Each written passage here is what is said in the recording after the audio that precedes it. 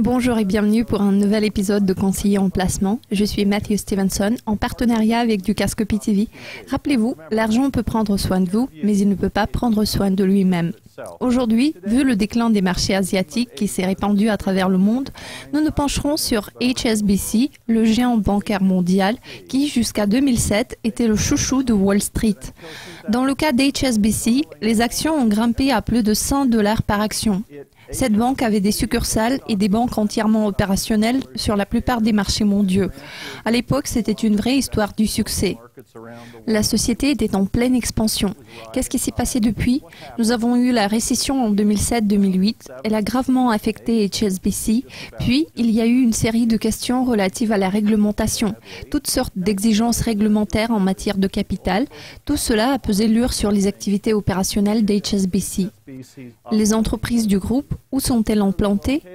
40% se trouvent en Asie, 30% en Europe, certaines banques sont aux États-Unis, il y en a un peu moins en Amérique latine et juste un peu au Moyen-Orient.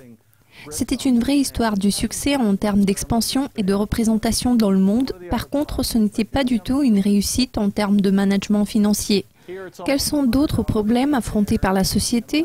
Regardons le graphique. Ici, nous voyons que les actions se négocient à $100 par action et puis nous voyons un déclin vers $39. Cela concerne un certificat américain représentatif d'actions étrangères, c'est-à-dire en ADR, mais vous pouvez le convertir en livres britanniques si vous préférez.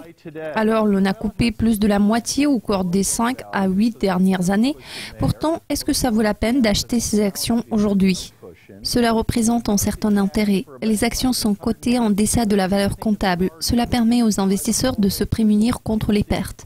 Pourtant, si vous n'aimez pas les actifs de leur bilan, ce n'est pas un avantage. La capitalisation boursière pour une banque de ce genre représente $152 milliards. Je crois que c'est une bonne affaire. Le montant global de cette franchise s'élève à $152 milliards et à mon avis, c'est assez raisonnable. Cette entreprise génère beaucoup de revenus sur ces marchés. Ils ont un bon personnel. J'espère que peut-être quelques membres de leur personnel regardent cette émission maintenant.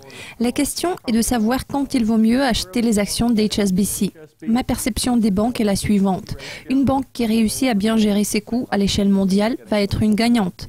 Une banque qui a perdu le contrôle de ses coûts va être une perdante. Alors, qu'en est-il des coûts d'HSBC, c'est-à-dire le coefficient d'efficacité? Alors, il représente plus de 50%. Je dirais même qu'il s'approche de 60%.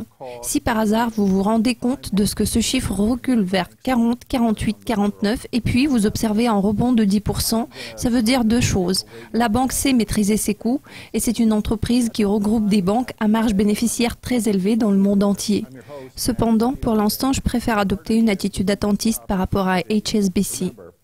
Merci de votre attention. Vous avez suivi le conseiller en placement présenté par Matthew Stevenson en association avec Dukascopy TV.